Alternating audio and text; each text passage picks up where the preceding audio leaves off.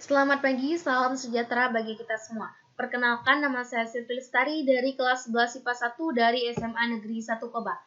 Pada video kali ini, saya akan memberikan video pembelajaran tentang kesetimbangan kimia pelajaran kimia. Mari kita mulai. Di sini ada reaksi reversible dan reaksi irreversible, yaitu reaksi yang berlangsung searah atau reaksi yang tidak dapat balik, yaitu disebut inversible. Contohnya kertas yang dibakar. Kemudian reaksi yang dapat balik kita sebut sebagai reaksi reversible. Salah satu di antaranya adalah reaksi antara nitrogen dengan hidrogen membentuk amonia. Campuran gas nitrogen dengan hidrogen dipanaskan akan menghasilkan amonia, yaitu N2 tambah 3H2 menjadi 2NH3. Amonia NH3 dipanaskan akan terurai dan akan membentuk nitrogen dan hidrogen, yaitu 2NH3 menjadi N2 plus 3H2. Kedua reaksi itu dapat digabung menjadi N2 ditambah 3H2 menjadi 2NH3. Reaksi ke kanan disebut sebagai reaksi maju dan reaksi ke kiri disebut sebagai reaksi balik. Kemudian di sini ada gambar molekul terjadinya reaksi kesetimbangan gas. Nah, di sini saya akan menjawab pertanyaan kunci, yaitu zat apa saja yang terdapat di awal reaksi, bagaimana dengan laju reaksinya. Nah, zat yang terdapat di awal reaksi adalah zat atom gas, yaitu NO2 menjadi N2O4. Laju reaksinya, reaksi paling cepat pada saat awal, tidak ada reaksi balik. Kemudian, nomor 2, zat apa yang berkurang selama reaksi? Bagaimana dengan laju reaksinya?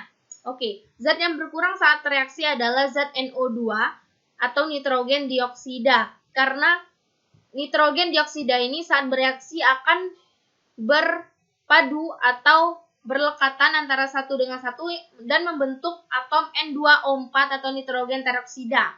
Sehingga yang berkurang adalah NO2. Laju reaksinya, arah maju mulai lambat karena jumlah reaksi berkurang. Kemudian, nomor 3, zat apa yang bertambah selama reaksi? Bagaimana dengan laju reaksi baliknya? Zat yang bertambah selama bereaksi adalah zat N2O4 karena NO2 bergabung dan membentuk N2O4 selama bereaksi. Dan laju reaksinya itu laju reaksi balik mulai meningkat. Soal nomor 4, zat apa yang terdapat pada saat kesetimbangan benda tercapai? Bagaimana dengan laju reaksinya? Zat yang terdapat pada saat kesetimbangan tercapai adalah zat N2O4, yaitu pada saat bereaksi ini NO2 ini akan bergabung membentuk N2O4, sehingga laju reaksinya pada keadaan setimbang atau semakin melakukan reaksi akan menjadi keadaan setimbang, yang dimana reaksi maju dan reaksi baliknya berlangsung dengan laju yang sama, sehingga laju maju sama dengan laju balik, ya, atau disebut juga V1 sama dengan V2. Nomor 5, pada keadaan setimbang, apakah perbandingan konsentrasi reaksi dan produk masih mengalami perubahan? Jawabannya adalah tidak, karena pada keadaan setimbang jumlah molekul NO2 dan N2O4 tetap. Oleh karena itu, ketika keadaan setimbang tercapai, tidak terjadi perubahan sifat makroskopis zat. Akan tetapi, reaksi penguraian dalam pembentukan N2O4 tetap berlangsung secara terus-menerus, tidak kunjung berhenti. Jadi, pada keadaan kesetimbangan dinamis sekalipun secara makroskopis tidak terjadi perubahan, tetapi secara mikroskopis tetap terjadi perubahan yang terus-menerus. Soal nomor 6, apakah reaksi tersebut termasuk reaksi reversible? Jawabannya adalah iya, karena ketika suatu reaksi kimia berlangsung, laju reaksi dan konsentrasi reaksi pun berkurang. Beberapa waktu kemudian reaksi dapat berkesudahan, artinya semua reaksi habis bereaksi. Namun, banyak reaksi yang tidak berkesudahan dan pada seperangkat kondisi tertentu. Konsentrasi reaksi dan produk reaksi menjadi tetap. Reaksi yang demikian disebut sebagai reaksi reversible dan dapat mencapai kesetimbangan.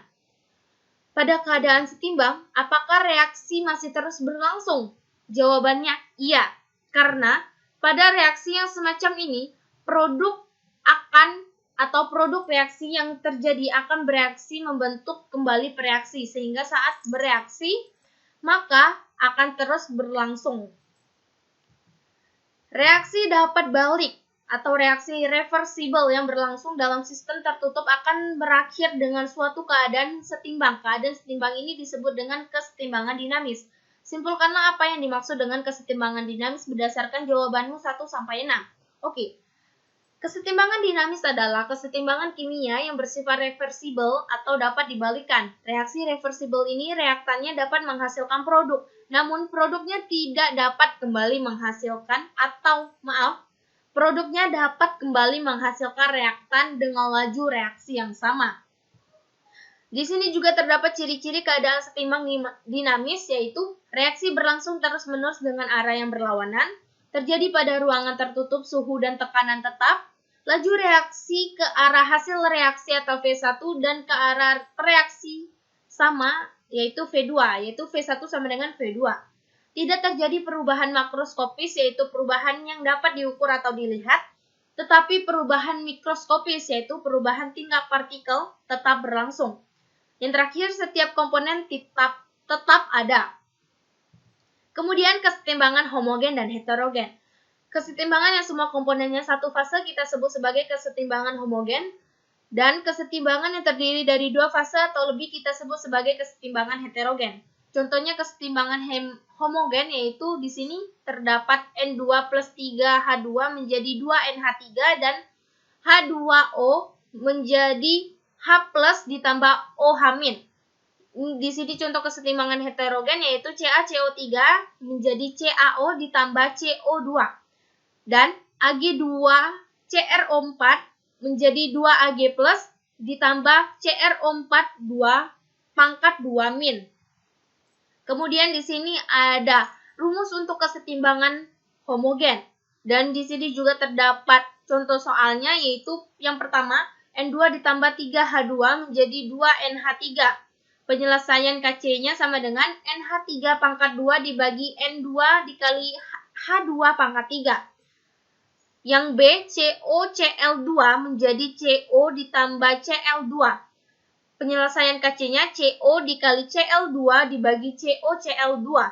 Yang C, Fe3 plus ditambah SCN menjadi FeSCN2 plus atau pangkat 2 plus. Penyelesaian KC-nya yaitu FeSCN2 plus dibagi Fe3 plus dikali SCN pangkat min. Nah, di sini ada juga nilai KC untuk kesetimbangan heterogen. Di sini ada juga contoh soalnya beserta fase zat yang berpengaruh dalam penentuan KC. Nah, di sini contoh soal yang pertama yaitu BiCl3 ditambah H2O menjadi BiOCl ditambah 2HCl. Penyelesaian KC-nya yaitu HCl pangkat 2 dibagi BiCl3. Yang kedua yaitu C ditambah O2 menjadi CO2. Penyelesaian KC-nya yaitu CO2 dibagi O2. Nah, di sini terdapat latihan untuk menentukan nilai KC dari masing-masing reaksi berikut. Dan golongkan apakah persamaan reaksi tersebut termasuk kesetimbangan homogen atau kesetimbangan heterogen.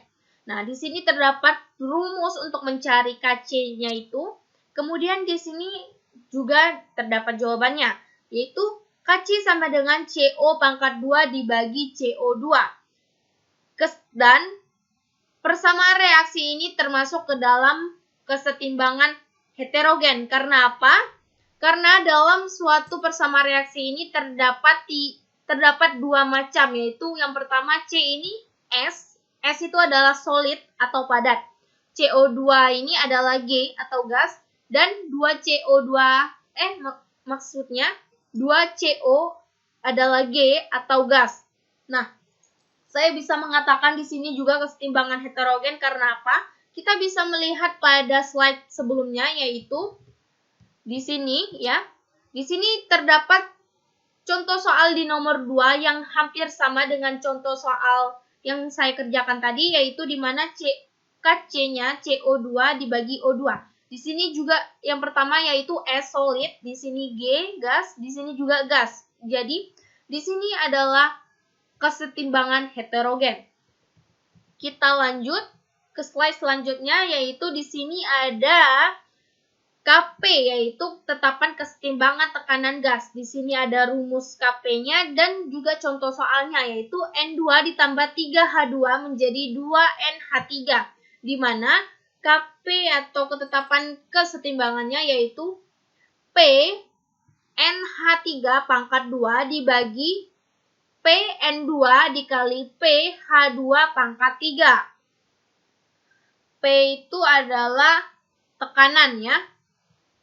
Kemudian ini adalah contoh soal untuk tetapan kesetimbangan berdasarkan tekanan parsial atau KP.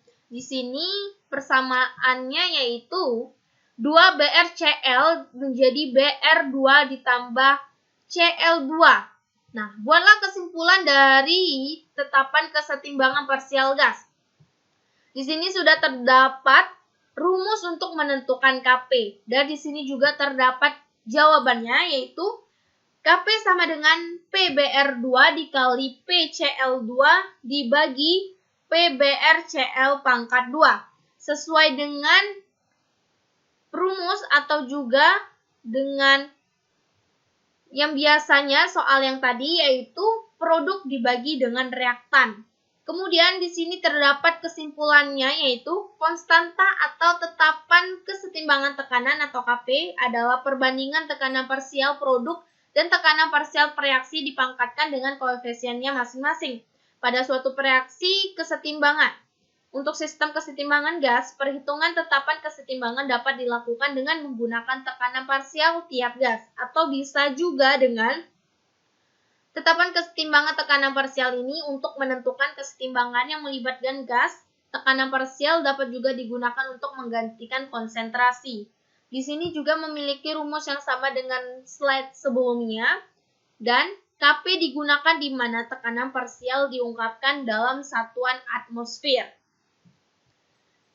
Sekianlah video pembelajaran saya mengenai kesetimbangan kimia. Semoga bermanfaat. Jangan lupa di like, komen, dan subscribe channel YouTube ini karena caranya gampang banget. And see you next video. Bye-bye.